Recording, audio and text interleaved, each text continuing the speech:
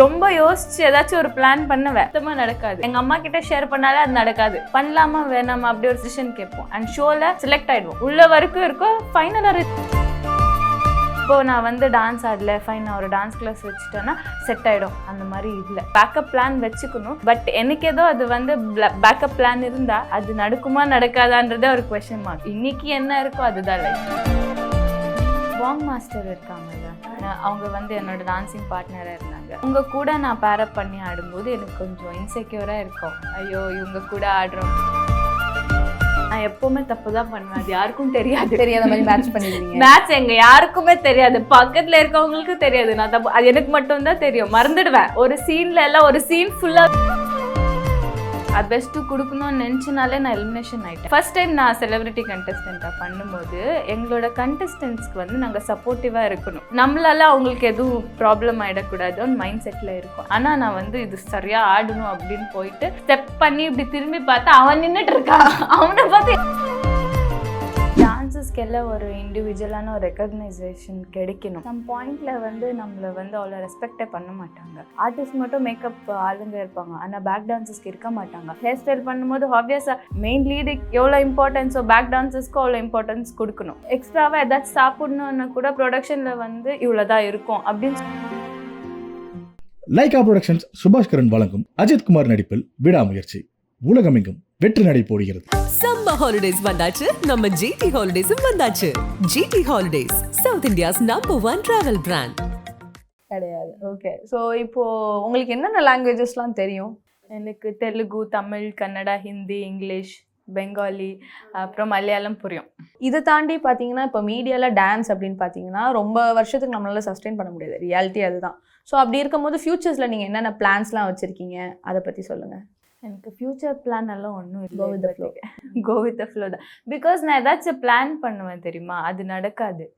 அப்புறம் இப்போ எதுக்கு இவ்வளோ ரொம்ப யோசிச்சு ஏதாச்சும் ஒரு பிளான் பண்ணுவேன், சுத்தமாக நடக்காது. நான் என்ன யோசிப்பேன், மேபி அது பிளான் பண்ணி எல்லாருக்கும் சொல்கிறதால தான் நடக்காது அப்படின்னு யோசிச்சேன். அதுவும் ஒன்று இருக்குது. நாங்கள் ஏதாச்சும் பண்ணும்போது யார்கிட்டயாச்சும் எங்கள் அம்மா கிட்டே ஷேர் பண்ணாலே அது நடக்காது. யார்கிட்ட ஃப்ரெண்ட்ஸோட போயிட்டு இப்படி ஒரு ஷோ வந்திருக்கு, பண்ணலாமா வேணாமா அப்படி ஒரு சஜஷன் கேட்போம். அண்ட் ஷோவில் செலக்ட் ஆகிடுவோம். உள்ள வரைக்கும் இருக்கும், ஃபைனலாக ரிஜெக்ட் ஆகிடும். அது அந்த ஆப்பர்ச்சுனிட்டியே ரிஜெக்ட் ஆகிடும். ஸோ அதனால நான் வந்து எந்த பிளான்ஸும் வைக்கிறது இல்லை. ஏதாச்சும் வந்தால் அது போய் நடக்கிற வரைக்கும் நடந்ததுக்கப்புறம் தான் நான் நம்புவேன். ஸோ இப்போது நான் வந்து டான்ஸ் ஆடல, ஃபைன் நான் ஒரு டான்ஸ் கிளாஸ் வச்சுட்டேன்னா செட் ஆகிடும். அந்த மாதிரி இல்லை, அந்த மாதிரி ஒரு விஷயம் நடக்காது. எஸ், நம்ம ஒரு பேக்கப் பிளான் வச்சுக்கணும். பட் எனக்கு ஏதோ அது வந்து பேக்கப் பிளான் இருந்தால் அது நடக்குமா நடக்காதான்றதே ஒரு கொஸ்டின் மார்க். இன்னைக்கு என்ன இருக்கோ அதுதான் லைஃப், அவ்வளோதான். ஸோ இப்போ ரீசெண்டாக உங்களோட ஃபோட்டோஸில் பார்த்தேன், நீங்கள் வந்துட்டு அதில் கொஞ்சம் சப்பியாக இருந்தீங்க. ஸோ அதுலேருந்து இப்போ வந்துட்டு ட்ரான்ஸ்ஃபார்ம் ஆயிருக்கீங்க பயங்கரமாக. ஸோ எப்படி உங்கள் ட்ரான்ஸ்ஃபர்மேஷன், என்னென்ன பண்ணீங்க வெயிட்டை குறைக்கிறதுக்கு? எனக்கு உடம்பு சரியில்லாமல் இருந்துச்சு. அதனால நான் வந்து திடீர்னு ஏன் குண்டானேன்னு தெரியாது. நான் நிறைய சாப்பிடுவேன் சின்ஸ் ஜங்க் ஃபுட்ஸ் நிறையா சாப்பிட்டுட்டே இருப்பேன். எனக்கு சாப்பாடுன்னா அது ஒரு ஸ்ட்ரெஸ் பஸ்டர். என்ன ப்ராப்ளம் இருந்தாலும் சாப்பிடணும், அவ்வளோதான் எனக்கு சாப்பாடுன்றது. ஆனால் இது வீட்டு சாப்பாடு அப்படி இல்லை, ஜங்க் ஃபுட்ஸ் தான். பர்கர், சாக்லேட், கேக்ஸ் இதெல்லாம் ரொம்ப பிடிக்கும். ஸோ அதனால நிறைய சாப்பிட்டுட்டு இருக்கும்போது நான் குண்டாயிட்டேன். அண்ட் அதனாலேயே நான் சிக் கூட ஆகிட்டேன். ஃபுட் பாய்சனிங் ஆகிடுச்சு. ஃபுட் பாய்சனிங் ஆகி 2 வீக்ஸ்ல நான் 10 kg குறைஞ்சேன், அவ்வளோதான். வேற எந்த ஒரு டயட்டும் இல்லை. அது எனக்கே அறியாமல் 10 kg குறைஞ்சிருச்சு.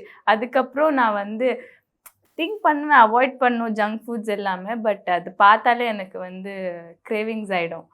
ஸோ அது பண்ண முடியாது. நான் டயட் எல்லாம் பண்ணுறது கிடையாது, நான் நல்லா சாப்பிடுவேன். நல்லா சாப்பிடுவீங்க, நல்லா ஆடுவீங்க, அவ்வளோதான். ஓகே. ஸோ அப்போ நீங்கள் அந்த டைமில் வந்துட்டு வெயிட் அதிகமாக இருந்த டைமில் அப்போ எப்படி உங்களுக்கு டான்ஸ் எல்லாம் வந்துட்டு ஈஸியாக ஆட முடிஞ்சுதா? இல்லை, எனக்கு வந்து கொஞ்சம் ஃபீல் ஆச்சு, வெயிட் இருக்கிற மாதிரி அன்கம்ஃபர்டபுள் மாதிரி ஃபீல் ஆச்சு. பட் நான் அது வந்து அவ்வளோ பெருசாக எடுத்துக்கல. இப்படிதான் இருக்கும், என்ன பண்ண முடியும், அவ்வளோதான். ஸோ அந்த 10 kgமே வந்துட்டு நீ ஃபுட் பாய்சனால ஃபுட் பாய்சன் ஆச்சு, ஹாஸ்பிட்டலில் அட்மிட் ஆனேன், போயிடுச்சு 2 வீக்ஸில், அவ்வளோதான். Okay, great. So skin and hair நீங்கள் நல்லா மெயின்டைன் பண்ணுறீங்க. ஸோ உங்கள் ஸ்கின் அண்ட் ஹேருக்கு ஃபஸ்ட்டு ஸ்கின்னுக்கு என்ன வேலை பண்ணுறீங்க? ஸ்கின்னுக்கு நான் எதுவும் இல்லை, அதுக்கான ரொட்டீன்ஸ் அந்த மாதிரி எல்லாம் எதுவுமே கிடையாது. எதுவுமே மாய்ஸ்சரைசர் மட்டும் தான். சன்ஸ்க்ரீன்? ஸ்கின் ஒரு சம் இன்ஃபெக்ஷன் ஆகி ஃபேஸ்லேயே பாக்டீரியா ஏதோ அப்போது நான் ஃபர்ஸ்ட் டைம் ஸ்கின் டாக்டருக்கு கன்சல்ட் பண்ணும்போது அவங்க ஒரு மாய்ஸ்சரைசர் கொடுத்தாங்க, அதுதான் நான் யூஸ் பண்ணுறேன். அவ்வளோ. ஸோ மாய்ஸ்சரைசர் மட்டும் தான் யூஸ் பண்ணுறீங்க. எனக்கு அது யூஸ் பண்ணுறதே பெரிய கஷ்டம். ஓகே, பெரிய மேக்கப் பர்சனும் இல்லை போல. எனக்கு அது பிடிக்கவே பிடிக்காது. இப்போ ஹேருக்கு அதுக்கு என்ன பண்ணுவீங்க? ஹேருக்கு ஷாம்பு கண்டிஷனர் பண்ணுவேன். இப்போ எங்கேயாச்சும் வெளியே வரணும்னா ஸ்ட்ரைட்னிங் பண்ணிட்டு வரேன், அவ்வளோதான்.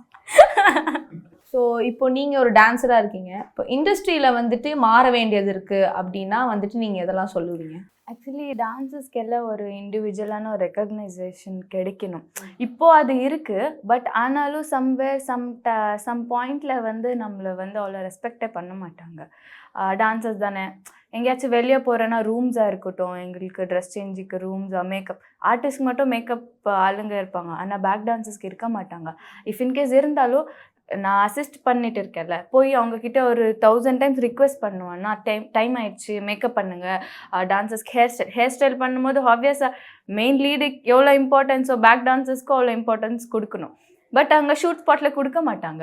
அண்ட் ஏதாச்சும் ஸ்ட்ரைட்னிங் பண்ணால் 20 பேருக்கு எப்படி பண்ண முடியும் அப்படின்னு சொல்லுவாங்க. அதுக்கான ஒரு அரேஞ்ச்மெண்ட்ஸ் பண்ண மாட்டாங்க. எல்லாம் ரொம்ப குட்டி குட்டி திங்ஸ் தான். அண்ட் இப்போது எக்ஸ்ட்ராவாக ஏதாச்சும் சாப்பிட்ணுன்னு கூட ப்ரொடக்ஷனில் வந்து இவ்வளோ தான் இருக்கும் அப்படின்னு சொல்லிடுவாங்க சம்டைம்ஸ். அதெல்லாம் எங்களுக்கு ரொம்ப ஹர்ட்டிங்காக இருக்கும். ஆனால் அப்போ நான் சண்டை போட்டு அப்படி சொல்லலாம், நீங்கள் கொடுக்கணும், ஏன்னா நாங்களும் டான்ஸ் ஆடுறோம் இல்லையா. ஸோ அப்படியெல்லாம் ஃபைட் பண்ணி நாங்கள் கேட்போம். சின்ன சின்ன விஷயந்தான், அவங்களுக்கான ஒரு ரெக்கக்னைசேஷன் தரணும், ரெஸ்பெக்ட் தரணும், எல்லா சின்ன விஷயத்துலையும் அவங்களுக்கு இம்பார்ட்டன்ஸ் கொடுக்கணும்னு யோசிக்கிறேன். ஸோ இப்போ நீங்கள் டான்ஸராக இருக்கிற பட்சத்தில் நீங்கள் வந்துட்டு இன்ஸ்பிரேஷனாக ஐடியலாக பார்க்குறது எந்த மாதிரியான டான்சர்ஸ், யார் அது? நிறைய பேர் இருக்காங்க எங்கள் டான்ஸஸ் டீமில். அது நிறைய பேருக்கு தெரியாது. என்னோட ஃப்ரெண்ட்ஸு கன்னடா இண்டஸ்ட்ரியில் இருக்காங்க. வர்ஷினியான்னு ஒரு பொண்ணு இருக்கா, அவளும் டிஏ பண்ணியிருக்கா. கிரீஷ்மான்னு ஒரு பொண்ணு, ஃபால்குனி அப்படின்னு. அண்ட் இந்த கேர்ள்ஸ் வந்து எனக்கு ரொம்ப இன்ஸ்பயர் பண்ணுவாங்க. அவங்க ஆடும்போது நான் அவங்கக்கிட்ட கற்றுக்கிட்டேன். லைக் அவங்க வீடியோஸ் எல்லாம் போடுவாங்கல்ல, அதெல்லாம் பார்த்து நான் இன்ஸ்பயராக இருக்கேன். ஆனால் ஃபஸ்ட்லேருந்தே வந்து எனக்கு இவங்க தான் இன்ஸ்பிரேஷன்ன்ற மாதிரி எதுவும் இல்லை. எனக்கு சினிமாவில் உங்கள் இன்ஸ்பிரேஷன் அப்படின்னா? நார்மல் இன்ஸ்பிரேஷன்ன்ற விட டான்சஸ் இதில் தான் எனக்கு பிடிக்கும். ஹீரோயின் அப்படி எல்லாம் இல்லை. வர்த்திகான்னு ஒரு டான்ஸர் இருக்காங்க, அவங்க ஹிந்தியில், அவங்க தான் எனக்கு ரொம்ப பிடிக்குமே. ஹீரோயின் வைஸாக அவங்க எல்லாருமே நல்லா டான்ஸ் ஆடுறாங்க. லைக் எனக்கு ரொம்ப பிடிக்கும். அந்த மாதிரி எல்லாம் இல்லை. எனக்கு இந்த டான்சஸ் இதில் இவங்க எல்லாருமே எனக்கு பிடிக்கும். இப்போ நீங்களே பயங்கரமாக டான்ஸ் ஆடுறீங்க, சம்டைம்ஸ் ஸ்டேஜில் நீங்கள் வந்துட்டு இவங்க கூட கம்பீட் பண்ணுமா ஐயோ அப்படின்னு சொல்லிட்டு கான்ஷியஸாக இல்லை ரொம்ப வந்துட்டு பயந்த ஒரு மூமெண்ட் இருக்கா? வாங் மாஸ்டர் இருக்காங்கல்ல, அவங்க வந்து என்னோட டான்ஸிங் பார்ட்னராக இருந்தாங்க டான்ஸில். அவங்க வந்து ஒரு கொரியோகிராஃபர், அவங்க வாங் அப்படின்னு சொல்லி. ஸோ அவங்க கூட நான் பேரப் பண்ணி ஆடும்போது எனக்கு கொஞ்சம் இன்செக்யூராக இருக்கும். ஐயோ இவங்க கூட ஆடுறோமே, நம்மளை யார் பார்ப்பா, அந்த மாதிரி ஃபீல் ஆகும். அண்டு அவங்க கூட ஆடுறதுக்கே எனக்கு பயமாக இருக்கும், பயந்துட்டே இருப்பேன். ஏன்னா ஃபர்ஸ்ட் ஆஃப் ஆல் அவங்க ஒரு பெரிய டான்ஸ் மாஸ்டர், அண்ட் அதில் வேறு என்னை பேரப்பாக போட்டாங்க. என்னை யார் பார்ப்பாங்க கூட ஆடுவது, யாரும் பார்க்க மாட்டாங்க. அண்ட் பயந்துட்டே ஆடுவேன். ஐயோ எனக்கு அந்த ஸ்டெப்பே மறந்துடும் அவங்கள பார்த்தா. அதுக்கப்புறம் திட்டு வாங்கிட்டே இருப்பேன். சரி, அது எப்படியோ நான் வந்து தனியாக திருப்பி ப்ராக்டிஸ் பண்ணி தைரியமாக அவங்க கூட ஆடிடுவேன் அதுக்கப்புறம். ஸோ இப்போ வந்துட்டு நீங்கள் டான்ஸ் ஆடிட்டு இருக்கும்போது சம்டைம்ஸ் ஸ்டெப் மறந்து அதை சமாளிக்கிறதுக்குன்னு ஏதாவது இது பண்ணி அந்த மாதிரியான ஃபன் மூமெண்ட்ஸ்லாம் நடந்திருக்கா? ஆமாம், நடந்திருக்கு. நான் எப்போவுமே தப்பு தான் பண்ணுவேன், அது யாருக்கும் தெரியாது. தெரியாத மாதிரி மேட்ச் பண்ணிடுவீங்க. மேட்ச் எங்க யாருக்குமே தெரியாது, பக்கத்தில் இருக்கவங்களுக்கும் தெரியாது. நான் தப்பு, அது எனக்கு மட்டும்தான் தெரியும். மறந்துடுவேன். எல்லா பெர்ஃபார்மன்ஸ்லையும் நான் டான்ஸ் மறந்துருப்பேன். ஏதாச்சும் ஒரு ஸ்டெப் மறந்துருப்பேன். எங்கள் மாஸ்டர்ஸ் வந்து திட்டிட்டு இருப்பாங்க. கரெக்டாக ஒரு சீன்ல எல்லாம் ஒரு சீன் ஃபுல்லா விட்டுருக்கேன், என்ன பண்றதுன்னு தெரியாம நின்று அழுதுட்டு இருக்காங்க. அது செமிஃபைனல்ஸ்ல ஒரு ஃபுல் போர்ஷன் அங்க சரியான டான்ஸ் இருந்துச்சு. ஆனா அதே போர்ஷன்ல 2 சீக்வன்ஸ் இருந்துச்சு. ஒன்னு அழுகணும், இன்னொன்னு அங்கேயே ஆடணும். ஸோ நான் வந்து ஸ்வாப் பண்ணிட்டேன். அதை ஃபர்ஸ்ட் அழுதுட்டேன், செகண்ட் அவங்க ஆடணும், அந்த டைம்ல நான் ஆடிட்டு இருக்கேன். ஸோ இந்த மாதிரி பண்ணுவேன், மறந்துடுவேன். அப்போ எங்க பார்ட்னர்ஸ் ஒன்றும் இல்லை அப்படியே பேசிட்டு அவங்க வந்து ஆடுவாங்க, அது யாருக்கும் தெரியாது. யோசிப்பேன் வந்து அதுக்கப்புறம் திட்டு ஃபன் நடக்காத திட்டு தான் வாங்குவேன் நான் பேக் ஸ்டேஜில் வந்து. அவ்வளோ ப்ராக்டிஸ் பண்ணி திருப்பியும் போய் தப்பு தான் பண்ணுறேன். ஆனால் வெளியில் பார்க்கும்போது அது தெரியாது. மீன்ஸ் அது டான்ஸஸ் தான் தெரியும். ஓகே இங்கே இடத்துல தப்பு பண்ணியிருக்காங்கல்ல அப்படின்னு. நார்மல் ஆடியன்ஸ்க்கு வந்து அது தெரியாது. ஓகே, ஸோ இதை தவிர்த்து வந்துட்டு ஏதாவது பர்ஃபார்மன்ஸ் வைஸில் வந்துட்டு நீங்கள் உங்கள் பெஸ்ட்டை கொடுக்கணும்னு நினச்சி சொதப்பலான மூமெண்ட் அந்த மாதிரி ஏதாவது இருக்கு? அது பெஸ்ட்டு கொடுக்கணும்னு நினச்சினாலே நான் எலிமினேஷன் ஆயிட்டேன். அன்னைக்கு ஃபர்ஸ்ட் டைம் நான் செலிபிரிட்டி கண்டெஸ்டண்ட்டாக பண்ணும்போது எங்களோட கண்டெஸ்டன்ஸ்க்கு வந்து நாங்கள் சப்போர்ட்டிவாக இருக்கணும், ஓகேவா? அப்போது நம்மளால அவங்களுக்கு எதுவும் ப்ராப்ளம் ஆகிடக்கூடாதுன்னு மைண்ட் செட்டில் இருக்கும். அண்ட் நம்ம தான் அவங்களுக்கு சொல்லி கொடுக்குற மாதிரி இருக்கும். ஏன்னா அவங்க ஃபர்ஸ்ட் டைம் பார்ட்னரிங்காக ஆடுறாங்க, எல்லாமே இருக்கும். ஸோ அது வந்து ஒரு டான்ஸிங் சேலஞ்ச் சம் ரவுண்ட் இருந்துச்சு. அந்த பையன் ப்ராக்டிஸ் பண்ணானோ இல்லையோ, நான் ப்ராக்டிஸ் பண்ணிகிட்டே தான் இருந்தேன். ஃபுல் மார்னிங் வரைக்கும் பண்ணிட்டு இருந்தேன். ஃபுல் ஸ்டேஜ் ஏற வரைக்கும் அந்த மாதிரி நான் ப்ராக்டிஸ் பண்ணது கிடையாது ஆக்சுவலாக. ஆனால் நான் வந்து இது சரியாக ஆடணும் அப்படின்னு போயிட்டு ஸ்டெப் பண்ணி இப்படி திரும்பி பார்த்தா அவன் நின்றுட்டு இருக்கான். அவனை பார்த்து எனக்கு மறந்துச்சு, ஃபுல் பிளாங்க் அவுட். ஆனால் அது யாருக்குமே தெரியல. அது வந்து நாங்கள் எப்படியோ மேனேஜ் பண்ணிட்டோம். அன்னைக்கு எலிமினேட் பண்ணிட்டாங்க.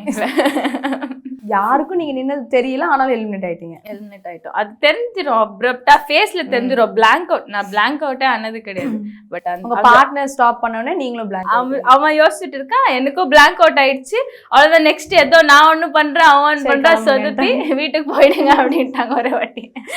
இப்போ சினிமாவில் அப்படின்னு பார்த்தீங்கன்னா தமிழ் இண்டஸ்ட்ரியில் வந்துட்டு ஆக்டர்ஸ்லாம் வந்துட்டு பயங்கரமான டான்சர்ஸ். எனக்கு இந்த டான்சர் இவரை வந்துட்டு டான்ஸ் ஆடினா எனக்கு ரொம்ப பிடிக்கும் அப்படின்னா நீங்கள் அது யார் சொல்லுங்கள்? எனக்கு தனுஷ் அப்புறம் சிம்பு, இவங்க 2 பேருக்கு கூட நான் வந்து ஏதாச்சும் ஒரு மூமெண்ட்ல டான்ஸ் ஆடணும்னு ஒரு ஆசை இருக்கு. சூப்பர். ஓகே, அப்போ தெலுங்கு இண்டஸ்ட்ரியில் யாரு? தெலுங்குல வந்து அந்த மாதிரி யாரும் இல்லை. ஓகே, தமிழில் தான் எனக்கு ரொம்ப பிடிக்கும். தனுஷ் அண்ட் சிம்பு ஃபேவரட்னு சொல்லிட்டீங்க. உங்களுக்கு ஃபியூச்சரில் எந்த ஆக்டர்ஸ்க்குலாம் வந்துட்டு டான்ஸ் கொரியோ பண்ணணும்னு ஆசை இருக்கு? அந்த மாதிரி பர்டிகுலராக ஒன்றும் இல்லை. எனக்கு அந்த சான்ஸ் கிடைச்சாலே போதும். அது யாராக இருந்தாலும் நான் ஹாப்பியாக ஒர்க் பண்ணுவேன். Okay, great. ஸோ இப்போ டான்ஸில் அப்படின்னு பார்த்தீங்கன்னா நீங்கள் ஒரு நோன் ஃபேஸாக இருக்கீங்க, இன்ஸ்டாகிராமில் நிறைய ஃபாலோவர்ஸ் அப்படிலாம் வச்சுருக்கீங்க. ஸோ பப்ளிக்லலாம் நீங்கள் எங்கேயாவது போகும்போது உங்களை ரெக்கக்னைஸ் பண்ணி ஏதாவது ஃபேன் மூமெண்ட்லாம் நடந்திருக்கா? நடந்திருக்கு. நான் வந்து தெலுங்கு ஷோ பண்ணும்போது நானும் எங்கள் அண்ணா போயிட்டு இருந்தோம். அப்படியே நார்மலாக ஏதோ வாங்குறதுக்காக லைக் ஷாப் போயிட்டு இருந்தோம். அப்போது என்னை வந்து கூப்பிட்டாங்க. அப்போது நான் தெலுங்கு ரியாலிட்டி ஷோ பண்ணிட்டு இருந்தேன். என்னை கூப்பிட்டாங்க, பவித்ரா தானே அப்படின்னு கேட்டாங்க. ஆமாம், நான் நினச்சேன் என்ன ரியாலிட்டி ஷோக்காக நீங்கள் தானே அந்த ரோட்டில் டான்ஸ் ஆடினீங்களா, அது நீங்கள் தானே அப்படின்னு சொன்னாங்க. அதுக்கப்புறம் எங்கள் அண்ணன் என்ன எப்படிப்பா, நான் வந்து ஓகே ரியாலிட்டி ஷோ பண்ணிட்டு இருக்கோம்ல, அதனால ரெக்கக்னைஸ் பண்ணுறாங்க. நீங்கள் தானே அந்த இடத்துல டான்ஸ் ஆடிட்டு ரோட்டில், நீங்கள் தானே அது அப்படின்னு. அதுக்கப்புறம் அது ஒரு மூமெண்ட் நடந்துச்சு. இன்னொரு வாட்டி அதே தெலுங்கு ரியாலிட்டி ஷோலேருந்து நானும் எங்கள் மம்மி ஜூஸ் குடிக்க போயிட்டு இருந்தோம். அப்போது ஒரு காரில் ஒரு ஃபேமிலி போயிட்டு இருந்தாங்க. அவங்க வந்து என்னை பார்த்து நிப்பாட்டி அவங்க எல்லாருமே வந்து உங்களை ரொம்ப பிடிக்கும் அப்படின்னு சொன்னாங்க. ஆனால் அப்போ தான் நான் எலிமினேட் ஆகி வீட்டுக்கே வந்தேன். அப்போ அவங்க எங்கள் அம்மாவில் நீ எலிமினேட் ஆகிருக்கிறது அவங்களுக்கு தெரிஞ்சவங்க கிட்டே வந்துருக்க அப்படி ஒரு மூமெண்ட். இன்னொரு வாட்டி பாண்டிச்சேரியில் ஷூட் பண்ணிட்டு இருந்தேன், ஒரு சாங் ஷூட்டு. அப்போது ஒரு முஸ்லீம் ஃபேமிலி ஃபுல்லாக நான் ஷூட் பண்ணிட்டு இருக்கேன். அப்போது ஃபுல் ஃபேமிலி வந்து இந்த மாதிரி நீங்கள் டான்ஸில் பண்ணியிருக்கீங்க, எனக்கு ரொம்ப பிடிக்கும் நீங்கள் அப்படின்னு சொல்லி ஷூட்டிங் ஸ்பாட்டில் அங்கே அந்த டைரக்டர்ஸ் ஹீரோயின்ஸ் எல்லாம் பார்க்குறாங்க, மாஸ்டர்ஸ் எல்லாம் புரியல இங்கே யார் ஆர்டிஸ்ட்னு புரியல அப்படின்னு சொன்னாங்க. அந்த ஒரு மூமெண்ட். ஆமாம், இந்த மாதிரி நிறைய மூமெண்ட்ஸ் இருக்குது. Okay Pavithra, all the best for your future. நீங்கள் இன்னும் நிறைய ரியாலிட்டி ஷோஸில் பார்ட்டிசிபேட் பண்ணி வின் பண்ணணும். அண்ட் அப்படியே சினிமாவுக்கு கொரியோகிராஃபராக அவங்களை நாங்கள் பார்க்கணும்னு ஆசைப்படுறோம். Thank you so much. Lyca productions Subaskaran வழங்கும் அஜித் குமார் நடிப்பில் விடாமுயற்சி உலகமெங்கும் வெற்றி நடை போடுகிறது. சம்மர் ஹாலிடேஸ் வந்தாச்சு, நம்ம ஜிடி ஹாலிடேஸும் வந்தாச்சு. GT holidays, south India's number 1 travel brand.